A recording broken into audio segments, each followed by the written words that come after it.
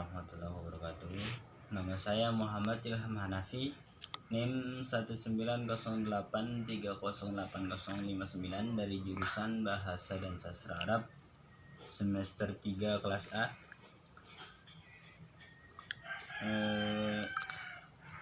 Dalam video kali ini tujuannya untuk memenuhi tugas akhir yaitu UAS dari mata kuliah Al-Madkhal ila Ilmil Lughah atau yang biasa disebut dengan ilmu linguistik. Dalam video kali ini juga saya akan menjelaskan tentang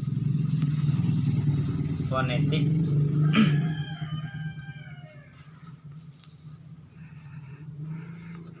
Baik, langsung saja fonetik. Fonetik secara etimologi diserap dari kata bahasa Inggris yaitu fonetik, yang berarti bidang linguistik yang membahas tentang pengucapan penghasilan bunyi suara atau singkatnya disebut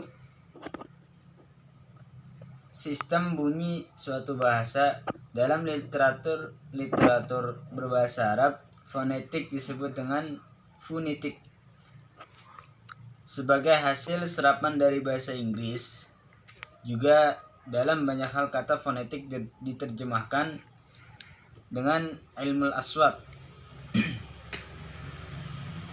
Jika diteliti beberapa buku linguistik, maka di sana akan ditemukan beberapa pengertian terminologi tentang fonetik yang dirumuskan oleh para lingus.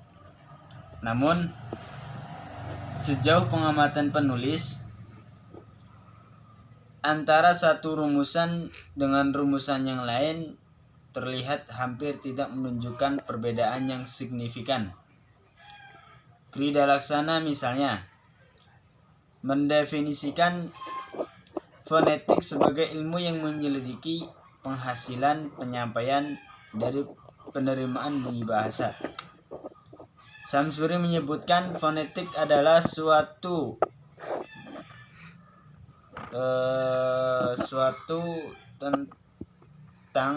tentang bunyi-bunyi. Hal yang sama Firhar mengungkapkan definisi fonetik dengan sebuah ilmu yang melakukan penyelidikan bunyi-bunyi kata, bunyi-bunyi bahasa, tanpa memperhatikan fungsi untuk membedakan makna. Definisi terakhir ini dinilai lebih tegas dibanding definisi sebelumnya, karena Firhar menyebutkan secara tegas status bunyi yang dimaksud dalam bahasa. Hal ini menjadi sangat penting mengingat bahwa dalam bahasa itu dibedakan antara bunyi-bunyi yang tidak berfungsi membedakan makna dan yang tidak membedakan makna.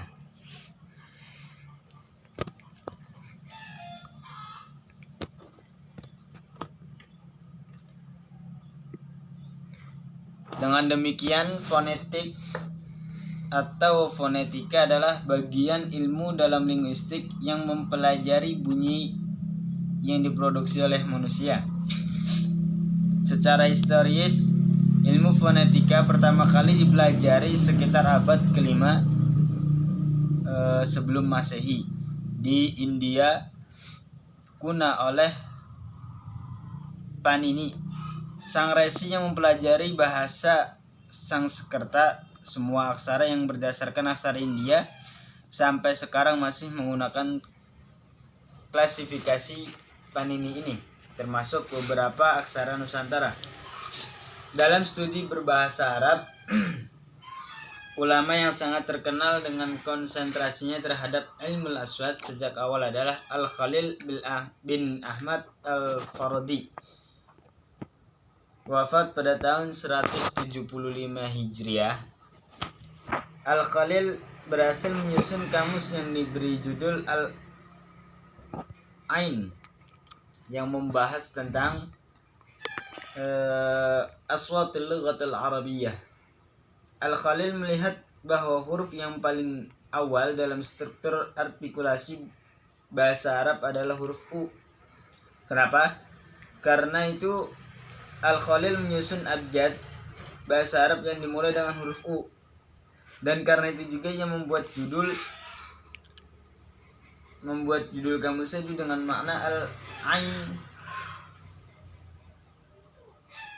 Urutan abjad bahasa Arab menurut pendapat Al-Khalil secara berurut dimulai dari adnal fami dimulai dari aswatul halqi, aswatu aqsal fami, aswatu awsatal fami, aswatu adnal fami, dan aswatu syafatain, suara dua bibir, sehingga urutannya adalah sebagai berikut: ain, ha, kho, gho, fa, qaf, kaf, jim, shin, dod, sod, sin, zai, to, da, ta, zo, da, sa, ro, lam, nun, fa, ba, mim, wawu, alif, ya. Setelah itu muncul Sibawayh, murid Al-Khalil bin Ahmad, namun berbeda pendapat dengan gurunya tersebut dalam mengurut abjad bahasa Arab. Menurut Sibawayh, abjad bahasa Arab diurut berdasarkan makhrajnya dan dimulai dari makhraj yang paling dalam, aswatul halqi, sampai yang paling luar, aswatul syafatain, sehingga urutannya adalah sebagai berikut: hamzah, alif, ha, ain, ghin, kho, qaf, kaf, jim, shin, ya, dod, lam, ra, nun, to, da, ta, sod, za, zai, sin, zo, za, sa, fa, ba, mim, wawu. Nah, setelah itu ada macam-macam fonetik. Para pakar lingus seperti Verhaar membagi fonetik kepada 3 macam. Yang pertama, fonetik akustik, atau yang biasa disebut ilmu aswat al-akustik, yaitu menyelidiki bunyi bahasa menurut aspek-aspek fisiknya sebagai getaran suara, atau dengan kata lain ilmu yang mempelajari gelombang suara dan bagaimana mereka didengarkan oleh telinga manusia.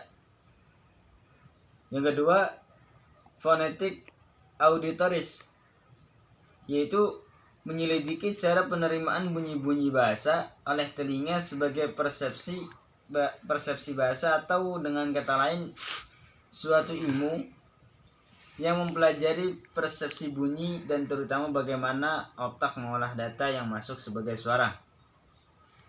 Yang ketiga itu fonetik organis, yaitu menyelidiki bagaimana bunyi-bunyi bahasa dihasilkan oleh alat-alat bicara,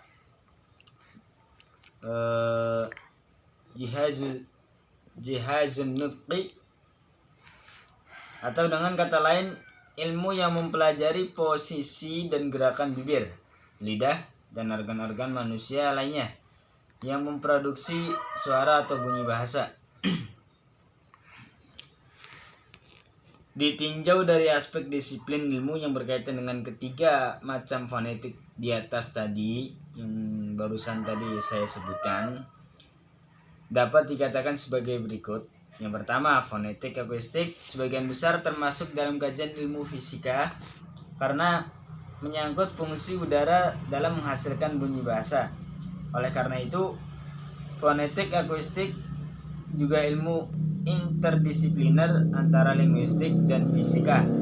Yang kedua, ada fonetik auditoris. Sebagian besar termasuk dalam kajian neurologi, ilmu saraf, karena menyangkut fungsi saraf dalam menganalisis setiap bunyi yang diperoleh melalui organ telinga. Yang ketiga, fonetik organis. Fonetik organis sebagai bidang yang banyak dicampuri oleh linguistik karena menyangkut bagaimana bunyi-bunyi suara dapat dihasilkan melalui organ-organ bicara. Melalui upaya integritas keilmuan di atas dapat diketahui bahwa poin ketigalah yang akan menjadi kajian linguistik.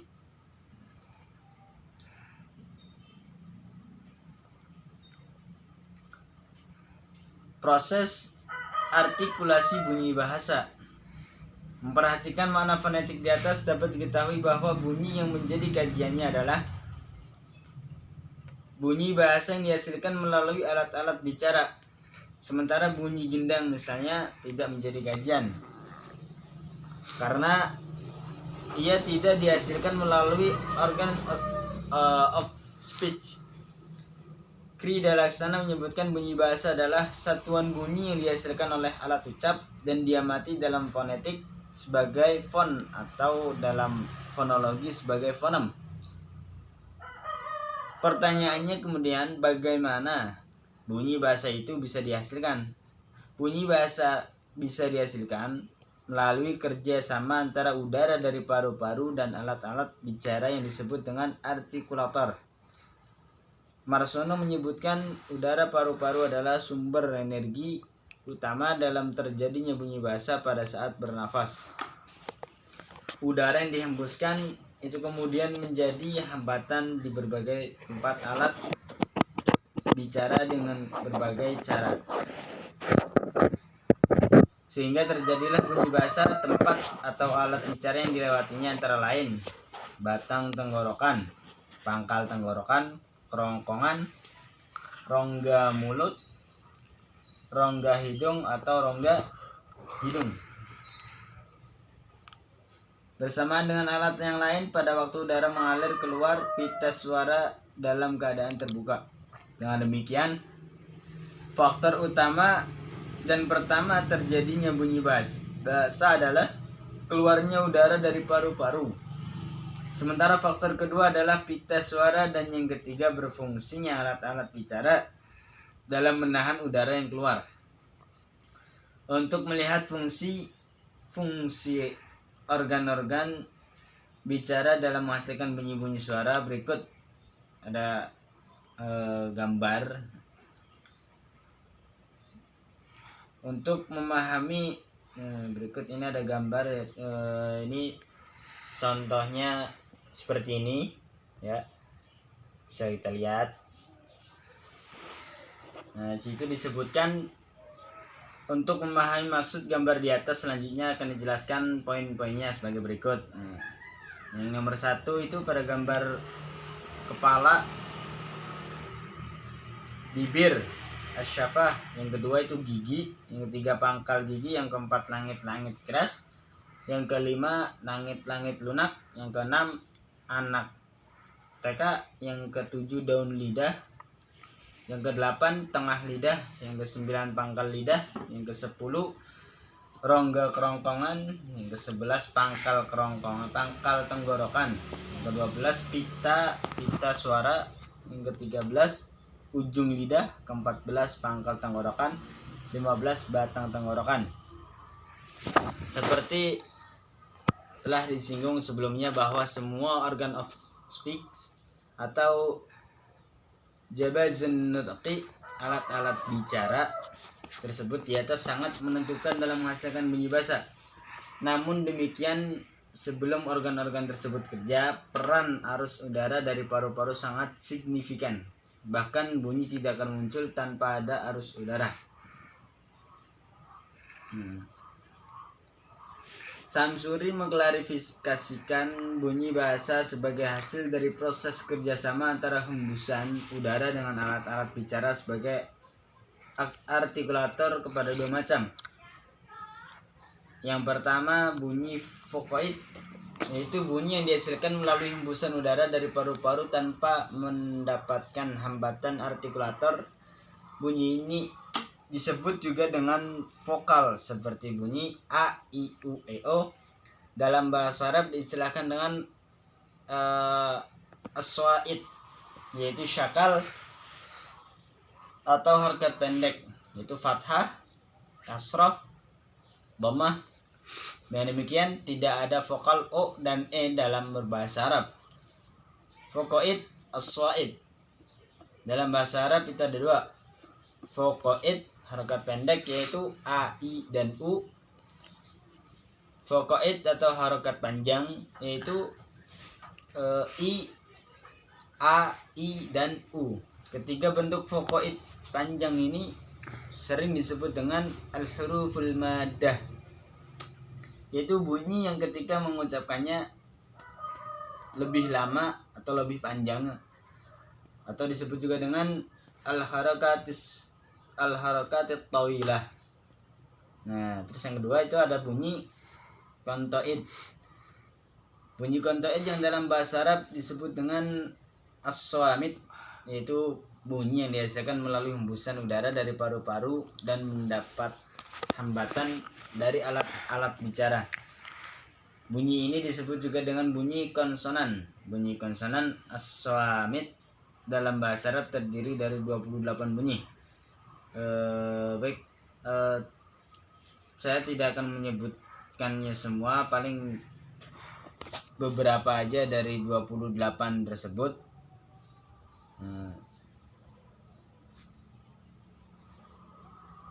Yang pertama itu apabila terjadi hambatan menyeluruh kepada salah satu tempat antara paru-paru dan udara luar, sehingga jalan arus udara tertutup, maka bunyi yang dihasilkan disebut dengan hambat, seperti fonem P, T, K, D, dan G.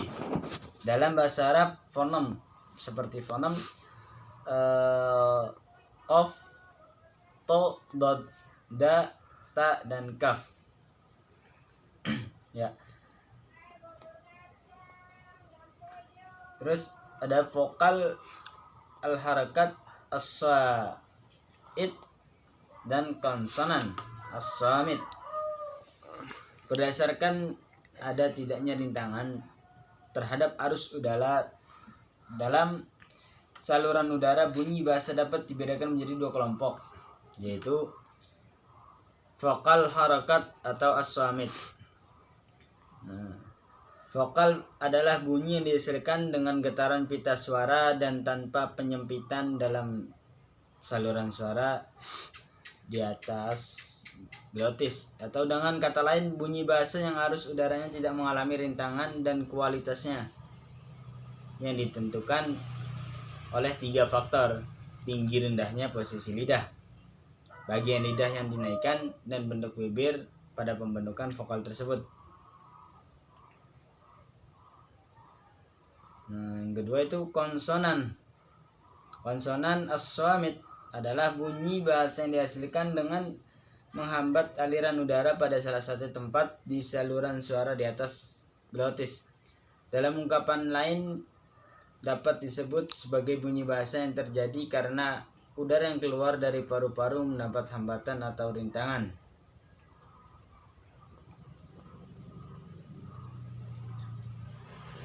Ya, mungkin cukup sekian dari saya.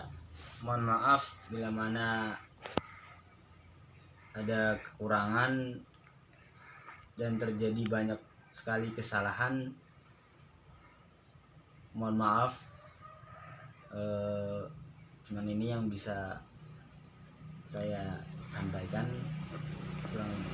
Wassalamualaikum warahmatullahi wabarakatuh.